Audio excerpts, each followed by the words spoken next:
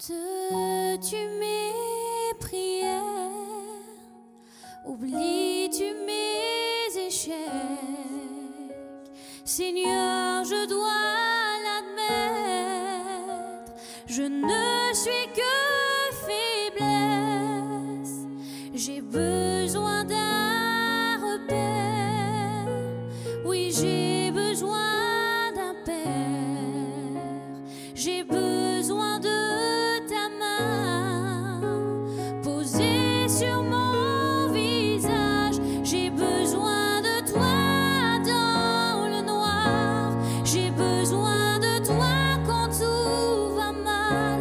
J'ai besoin de toi sur mon chemin. Je n'y arriverai pas sans toi. J'ai besoin de toi dans mes joies.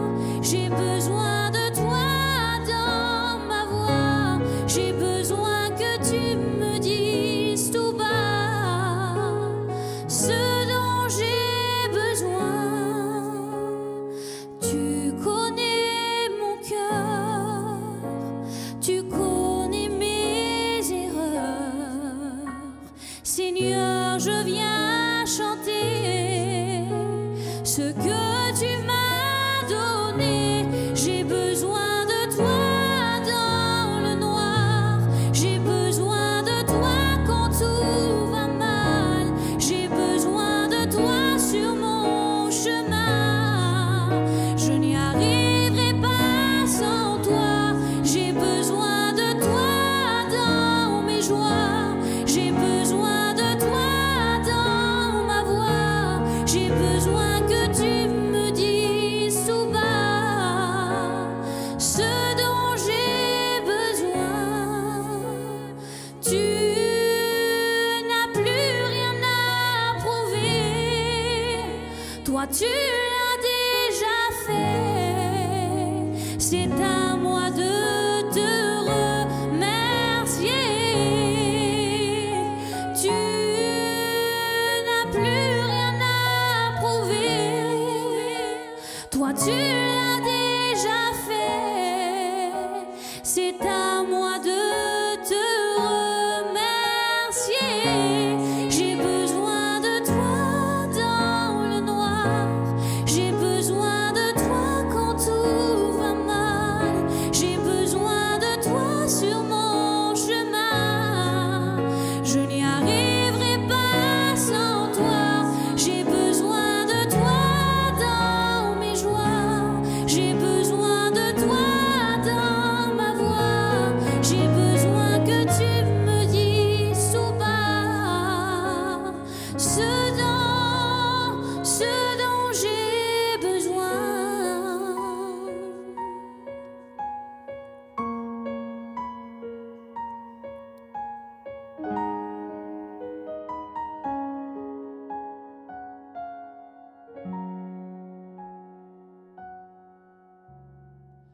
Reste attaché à la vision. C'est le mot que j'ai à vous donner aujourd'hui. Dieu m'a convaincu de vous parler de ça. Pourquoi la vision? Comment la vision? De quelle manière elle peut être combattue? De quelle manière on va pouvoir essayer de la faire exister jusqu'au bout? La vision, c'est ce que Dieu nous donne à voir par rapport à l'avenir. La destinée, le plan de notre destinée, c'est le moyen que Dieu va nous donner afin de pouvoir permettre à cette vision, écoutez bien, que Dieu avait relâchée dans le monde invisible pour qu'elle puisse atterrir dans le monde physique. Il faut comprendre ces réalités spirituelles qui sont simplement des faits avérés. C'est bizarre de parler de spiritualité et de monde invisible comme étant des faits avérés. Mais si on considère une chose, la Bible dit que Dieu veille sur sa parole et sur l'accomplissement de sa parole. La parole que Dieu a donnée sur nos vies à travers l'œuvre exprimée en Jésus-Christ, ça c'est la vision. Ça, c'est se projeter dans un avenir afin de pouvoir être la bénédiction de quelqu'un, oui. Parce que la bénédiction, elle est passée par Jésus, elle est passée par un homme. Mais aujourd'hui, à travers le mandat que Christ nous donne, la bénédiction doit passer aussi par nous. Et en fait, la vision, c'est le plan écrit, inscrit de toute éternité que Dieu avait déjà exprimé de la part de sa personne, à travers les anges libérés, à travers les situations qui vont arriver devant nous, à travers des songes qu'on va recevoir, des prophéties, des paroles, des pentecôtes spirituelles. Et à travers notre foi, à travers notre obéissance, Dieu veille aussi sur l'accomplissement de ces paroles. Et moi, je crois que je suis en train, amen, de parler à quelqu'un. J'aimerais que tu prennes de la hauteur et que tu puisses voir les choses de la manière que Dieu les verrait, de la manière que Dieu les a prévues. Et le conseil que j'ai à te donner aujourd'hui, c'est de rester accroché à la vision, à celle du plan de Dieu pour l'humanité qui est de sauver les âmes, mais la vision qui est attachée à ta destinée. Et tu ne peux pas dire « je n'ai pas reçu de vision ». Tu ne peux pas dire « je n'ai pas de vision ». Non, parce que la Bible nous fait comprendre que ce qui s'est passé le jour de la Pentecôte, les 120 personnes qui étaient réunies dans l'attente de la promesse, il y a eu 120 flammes, 120 destinées, 120 visions. Et il faut comprendre que sur chaque homme et sur chaque femme qui sont nés de Dieu, ça veut dire une lumière s'est allumée dans le monde spirituel. Nous avons le devoir, et oui le devoir, aussi l'autorité et la capacité d'aller chercher ce qui est déjà allumé dans le monde invisible pour le ramener dans ce monde physique. Alors quand on parle de vision, on parle de perception des choses. On parle d'avoir la capacité de se projeter dans un avenir proche ou dans un avenir lointain. Le mot vision veut aussi dire, le mot révélation veut aussi dire rêve. Et quand je considère que Dieu a une vision, ça veut dire que Dieu a des rêves. Et un rêve, c'est quand on se projette dans quelque chose. Et j'aimerais te dire, Église, que Dieu a départi en chaque homme, chaque femme, une mesure de foi, une mesure d'autorité, une mesure de bienveillance et une mesure de responsabilité pour faire que la vision, écoute bien, que Dieu a à nous communiquer, eh bien on puisse pouvoir véritablement un jour l'exprimer, l'expérimenter dans notre vie. Alors certains expérimenteront la vision de Dieu très jeune et d'autres l'exprimeront un peu plus tard. Et la manière dont tu crois et la vitesse dont tu vas croire va déterminer aussi la vitesse dans laquelle tu rentreras dans le chemin de ta destinée afin de pouvoir accomplir cette vision. Je sens que je suis en train de parler à quelqu'un. Dieu a une vision, donc Dieu a un rêve. Et le rêve de Dieu, c'est de te voir réussir sur tous les plans. Que ce soit au niveau matériel, la provision que Dieu donne, pouvoir réaliser que Dieu nous aime et que Dieu ne nous a pas créés et placés sur cette terre afin de subir et de mendier tout au long de notre vie, non. Mais il dépose en nous une capacité afin de pouvoir subvenir à tous nos besoins. Amen. Dis Amen. Je ne t'entends pas dire Amen. Amen. Alléluia. Que ce soit aussi au niveau des émotions. Qu'on ne soit plus dépendant d'une situation. Parce que les situations que le diable va créer, parce qu'il va en créer, vont être faites pour que tu puisses échouer, pour que tu puisses trébucher. Mais j'ai une bonne nouvelle. La Bible dit, Amen, que ceux qui aiment la loi de Dieu, ça veut dire ceux qui veulent rester accrochés à la vision de Dieu, rien ne pourra les faire trébucher. Quand on trébuche, c'est quand on a été surpris par quelque chose. Et nous, on le sait, l'Église. La Bible dit que les Philistins sortirent en rang de bataille devant Israël pour faire la guerre. Ça veut dire que Satan est descendu avec ses agents, animé d'une grande colère, pour toucher le cœur de Dieu. Et pour toucher Dieu, il faut toucher ce qu'aime Dieu. Et Dieu t'aime. Mais celui qui aime la loi, celui qui va veiller à ce que la vision passe, tu ne pourras pas trébucher. Et que ce soit au niveau spirituel, la Bible parle d'élévation en élévation. La Bible parle de gloire en gloire. Et le mot gloire, nous l'avons vu dans les prédications précédentes, ça veut dire le mot réception. Ça veut dire que Dieu a décidé de nous donner et de nous donner et de nous renouveler dans les dons qu'il nous donne, afin qu'on puisse véritablement obtenir un épanouissement personnel, mais qu'on soit aussi le moyen, oui, que tu sois prédicateur, chrétien, personne qui témoigne, qui chante pour la gloire de Dieu. Tu peux aussi vivre ces choses et être renouvelé dans le plan de Dieu. Alors reste attaché à la vision. Reste attaché à la vision. La vision, c'est de continuer de voir, même lorsque nos yeux sont fermés. La vision, c'est de continuer de voir, même lorsque l'ennemi veut nous fermer les yeux. Parce que rappelez-vous d'une chose, on ne marche pas par la vue, mais on marche par la foi. La vision, c'est de continuer de voir, même lorsque l'ennemi veut détruire nos relations. Parce qu'il va se passer quelque chose. Quand on va commencer à dire quelle est notre vision, vous allez être combattus. Ne croyez pas que c'est Dieu qui vous ferme la bouche. Non, c'est le processus logique. Le processus logique par lequel Satan va essayer de vous faire taire. C'est à travers vos relations. La vision, c'est aussi de continuer de voir, même lorsque l'ennemi veut vous amener dans la confusion. Là où on ne comprend plus rien, là où notre barque est agitée, là où notre esprit est confus, là où il y a du trouble à l'intérieur de nous. La vision, c'est de continuer de voir, même lorsque l'ennemi veut que l'on tombe dans la rébellion. Vous savez, des fois, on dit les choses que l'on a reçues de Dieu. Et il y a tout autour de nous comme quelque chose qui est en train de se lever et qui va frapper nos oreilles, qui va frapper nos cœurs, qui va frapper nos yeux dans le mauvais sens.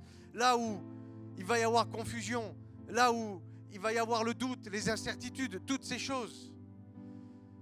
Et à un moment donné, je l'ai vécu et j'ai écouté beaucoup d'hommes de Dieu le dire. Seigneur, pourquoi toutes ces choses?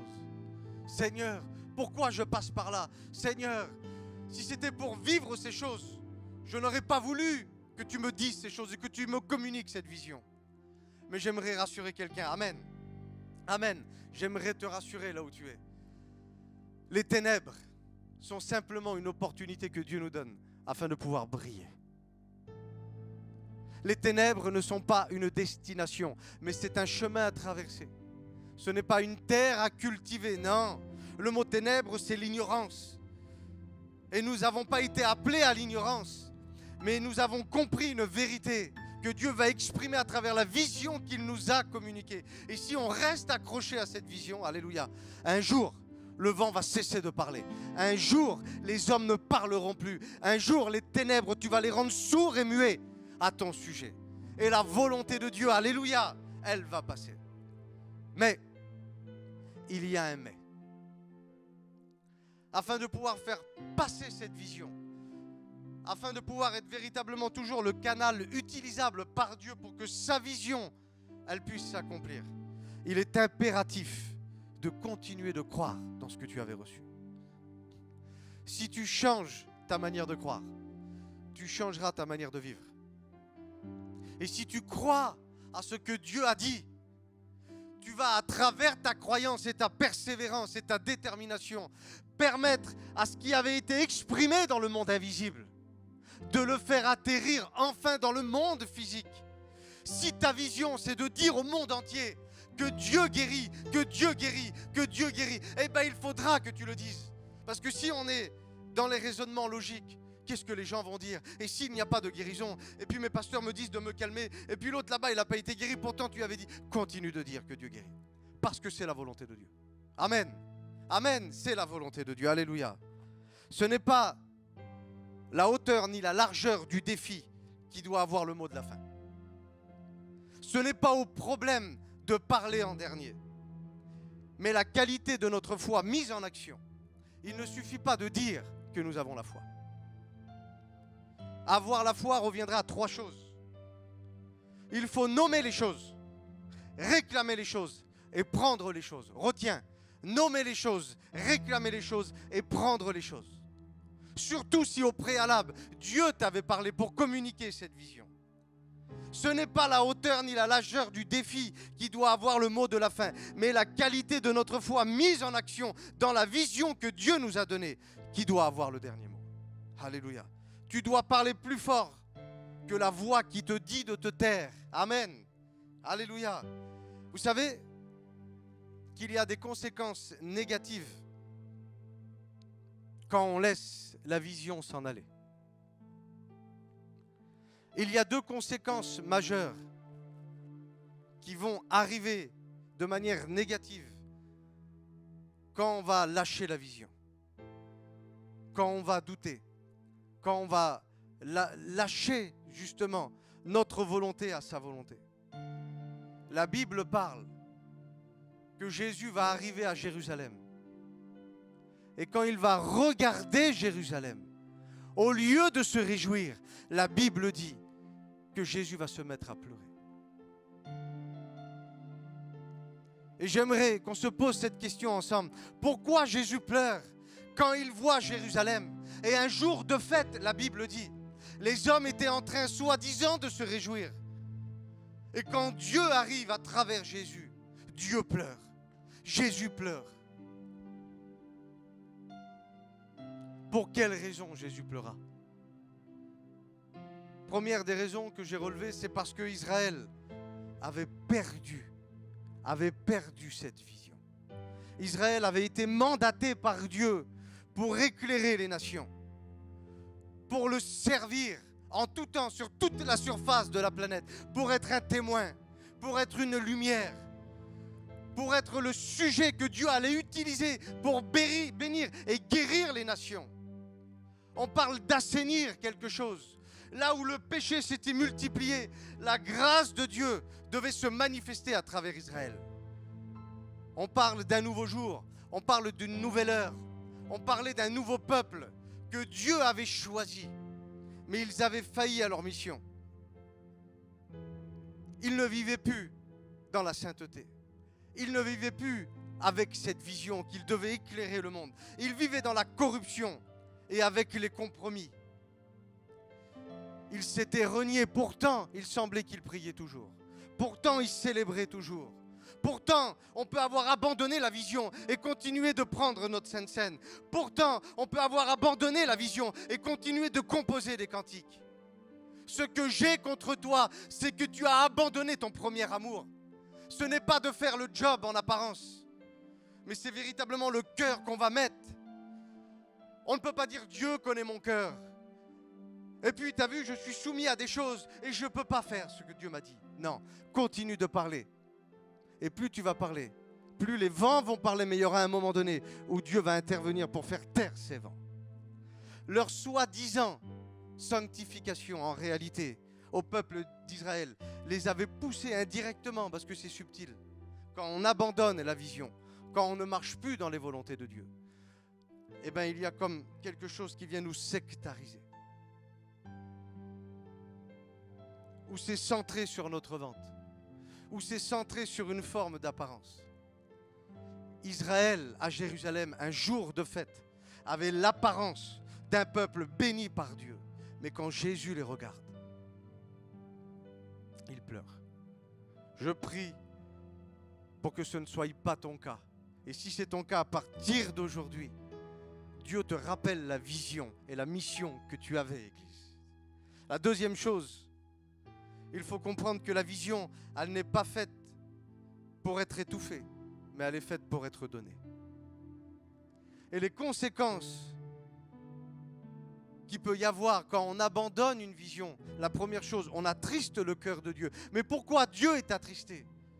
Parce que quand Jésus regardait Jérusalem, il ne voyait pas la fête. Lui, il voyait la destruction qui allait arriver.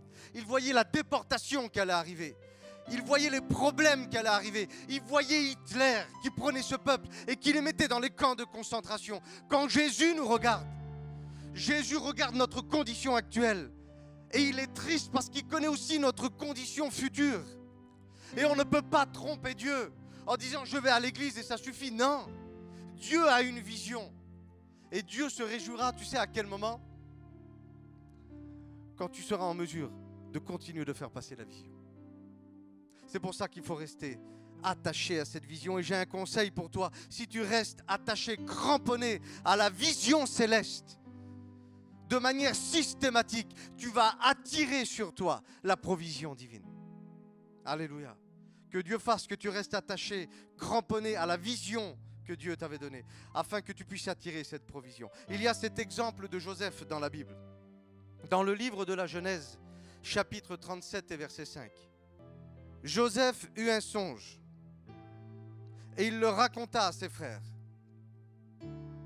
qui le haïrent davantage. Ça veut dire que Joseph avait reçu une vision. Et il a exprimé sa vision, son rêve, sa volonté à ses frères. Et à partir du verset 9, il est dit ceci. Joseph eut encore un autre songe. Et il le raconta à ses frères. Il dit, j'ai eu encore un autre songe. Et voici que le soleil, la lune, les 11 étoiles se prosternaient devant moi. Et il le raconta à son père et à ses frères. Et la Bible dit que son père n'était pas content et qu'il s'est mis à le réprimander. Et il va lui dire, que signifie ce songe que tu as eu? Est-ce qu'il faut que je vienne moi? Est-ce qu'il faut que ta mère vienne aussi? Est-ce qu'il faut que tes frères viennent aussi pour qu'on se prosterne devant toi? Souvent, quand on exprime notre vision, les choses que Dieu nous a communiquées, les premières personnes qui ne vont pas comprendre et qui vont nous combattre, ça va être nos frères. La Bible dit, ses frères eurent de l'envie contre lui et son père garda le souvenir de ces choses. Et j'aimerais te donner un conseil. Peu importe ce qu'on va recevoir des hommes, peu importe les épreuves ou les raisonnements soi-disant logiques auxquels nous allons être confrontés, dans les choses de Dieu, il n'y a rien de logique. Une mer qui s'ouvre, un paralytique qui remarche, un lépreux qui est purifié, des pécheurs qui sont pardonnés. Il n'y a rien de logique dans ces choses. Mais quand Dieu exprime sa volonté à travers la vision, il faut maintenir le cap. Ce qui compte, c'est le rêve que Dieu a mis en toi. Ce qui va compter, c'est la vision que Dieu a déposée dans nos cœurs. Et on doit tout faire, amen, pour que cette vision, elle passe. Ne pas être influencé par les circonstances. Quand Joseph reçoit la vision, voici ce qui va suivre systématiquement après. Sa vision va être contestée. Sa vision va être discutée.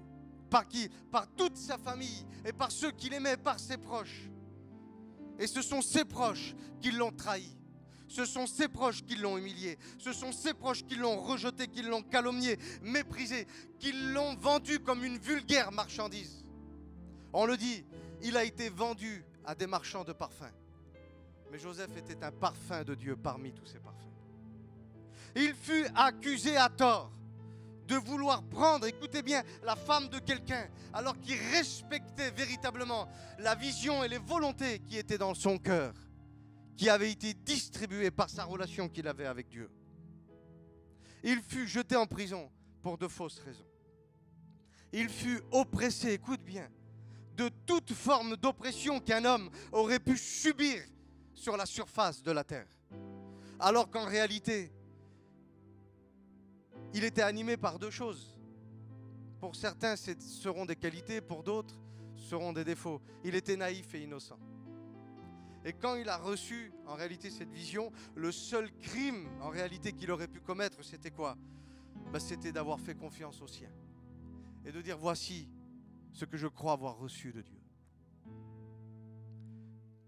Il a vécu le rejet, la solitude, la confusion, mais il n'a jamais été dominé par ces choses, mais il les a vécues. Une véritable souffrance. Alors je vous pose une question. Fallait-il qu'il se taise quand il avait reçu le songe? Fallait-il qu'il se taise pour dire non, ce n'est pas encore le temps? J'ai écouté souvent des gens dire ça. Quand tu reçois des choses, garde-les pour toi. Mais à quoi ça sert? Si tu reçois des choses de Dieu et que tu ne les donnes pas, ça revient à enterrer les choses. La Bible dit qu'il y a plus de joie à donner qu'à recevoir. C'est un principe spirituel. Tout ce que nous recevons de Dieu est fait pour ensuite être redistribué. Nous avons été sauvés, nous avons la capacité de sauver. Nous avons été guéris, nous avons la capacité de guérir. Nous avons été délivrés et nous avons la capacité et aussi le rôle, le devoir de pouvoir faire ces choses en retour. Alors oui, il fallait le dire. C'est important. Parce qu'il faut regarder la situation de la manière que Dieu la regarde et il faut prendre de la hauteur. Si je reste influencé par les choses que je ressens, que je vois ou que je vais entendre, souvent ça va me faire taire. Mais si je reste animé simplement par la parole que Dieu m'a communiquée et que je demeure dans la foi. Seigneur, tu as dit que je prêcherai. Seigneur, tu as dit qu'il se passera ça. Seigneur, tu as dit qu'il y aura un réveil. Donc il faut le dire. Tu as même dit que les pierres parleront si je me tais. Non, je veux garder ce privilège que tu m'as donné de pouvoir exprimer la vision que tu m'as donnée. Alléluia. Le livre de la Genèse, chapitre 45, versets 4 et 5. La Bible dit que Joseph dit à ses frères, je vous en prie, approchez-vous de moi. Alors ils s'approchèrent. Et il faut savoir que Joseph avait été vendu par ses frères. Et que là, au départ, ses frères ne l'avaient pas reconnu. Et Joseph prend la parole. Imaginez-vous la scène. Et il va leur dire, je suis Joseph, votre frère, que vous avez vendu pour être mené en Égypte. Ça paraît négatif au départ. Ça paraît comme un reproche que Joseph est en train de leur dire. Mais en réalité, Joseph réfléchissait à la manière de Dieu. Le fait de pouvoir toujours se maintenir dans les choses que Dieu lui avait dit pour que la vision continue de passer, permettait au cœur de Dieu de communiquer et de télécharger des choses dans le cœur de Joseph. Et Joseph avait une pensée spirituelle de ces événements. La Bible dit que Joseph va dire, mais maintenant, ne vous affligez pas et ne soyez pas fâchés de m'avoir vendu. Ça veut dire, quelque part, ne vous en voulez pas. Vous m'avez fait souffrir, j'ai subi le martyre. Et vous allez dire, c'est à cause de nous. Mais Joseph avait une pensée spirituelle sur la situation. Ne vous affligez pas et ne vous fâchez pas de m'avoir vendu pour être conduit ici. Il dit, car c'est pour vous garder en vie. Écoutez, il zappe la période où il a souffert. Parce qu'il sait qu'en réalité, Dieu était au contrôle de ces choses. Et si Dieu n'avait pas permis que ses frères le vendent, il n'aurait jamais été en Égypte. Et il n'aurait jamais pu être la source de salut pour ses frères. Et des fois, c'est une réalité, on n'a pas envie de souffrir. Et c'est normal.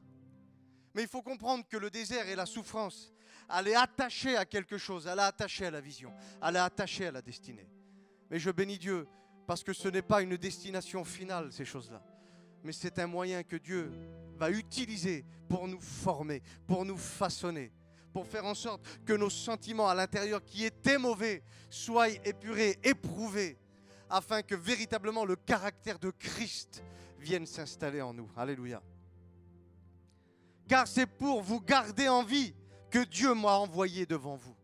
Et au verset 8, il dit, maintenant donc, et je ne crois pas qu'il est en train de mentir, Joseph. Il n'est pas en train de dire quelque chose pour gagner ses frères. Il est en train de leur dire véritablement ce qu'il a compris, lui, de sa relation intime avec Dieu. Il dit maintenant, ce n'est pas vous qui m'avez envoyé ici, mais c'est Dieu. En fait, Joseph était resté accroché à la vision. Il était resté accroché à la vision. Et le temps de Dieu était arrivé, alléluia.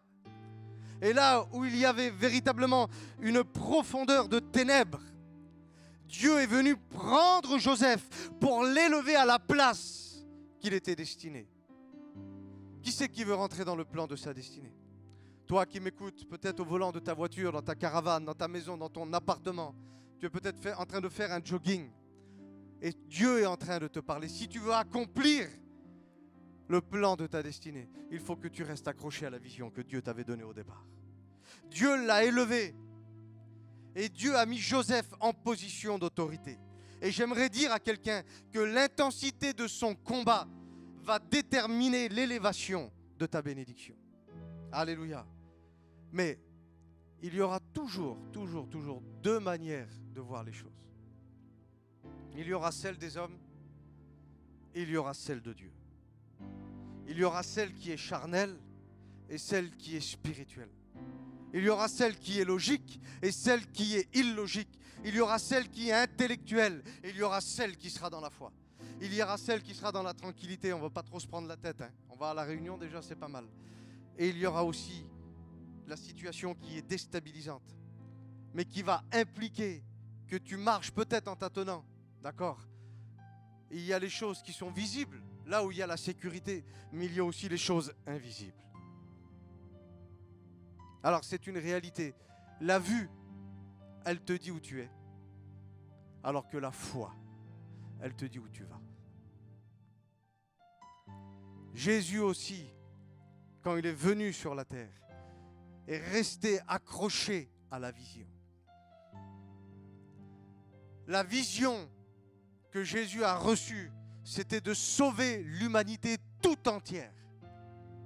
Et le moyen, ça c'était sa destinée, pour pouvoir accomplir la vision que Dieu avait déposée en lui, c'était d'aller jusqu'à la croix. Et quand Jésus est dans son Gethsémanè, c'est comme la prison de Joseph, comme si qu'il a été vendu par ses frères, la même chose. Quand il est à Gethsémanè, là où il y a la souffrance, là où son corps est rempli de confusion, mais il ne s'est pas laissé dominer par ces choses. Il les a surmontées, il s'est rappelé de la vision et il a dit: Père, pas ma volonté, parce que je subis ces choses, mais ta volonté à toi. Et ta volonté, la vision que tu m'as communiquée, c'est d'aller jusqu'à la croix. La vision terrestre, c'est je vais mourir. Et de toute façon, tous les hommes ne m'accepteront pas. Il y en a plein qui vont me rejeter. Il y en a qui vont me crucifier. Tu as vu ce qui se passe depuis le début. Ça fait 30 ans que je souffre, 33 ans que je souffre pour ces choses-là. Et ça ne sert à rien. Mais Jésus est resté accroché à la vision. Et il dit: je n'ai perdu aucun de ce que tu m'as donné.